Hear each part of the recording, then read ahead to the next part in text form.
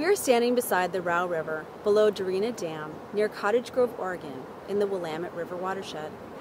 The Oregon Department of Human Services has placed severe restrictions on the amount of fish one can eat from Dorena Reservoir, and it has been declared an impaired waterway. Mercury from active and abandoned mines in the mountains and foothills surrounding the Row River has leached into small streams and waterways that flow into Dorena Reservoir. When mine tailings are discarded and left on the surface, they are eroded by rain, and small bits of mercury are washed down into the ground where they bond with soil particles. Eventually, these little particles will be carried into streams and lakes, where they will settle and accumulate along the sides and bottoms of the waterway. Mercury at high levels is toxic to animals, especially humans. Creatures and plants in the water absorb the mercury and store it in their tissue where it remains. The level of mercury concentrates as it moves up the food chain through a process called bio-magnification.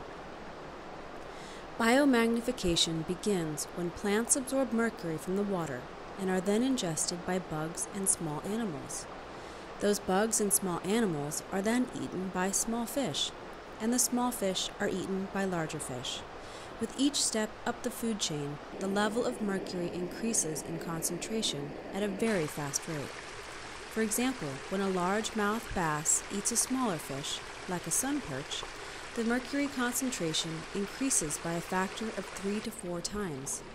This allows the mercury to not only penetrate the entire food chain from the bottom up, but amplify as it does.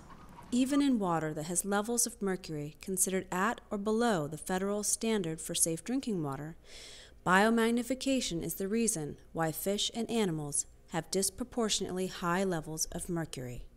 For the past 60 years, mercury has been accumulating in Dorena Reservoir.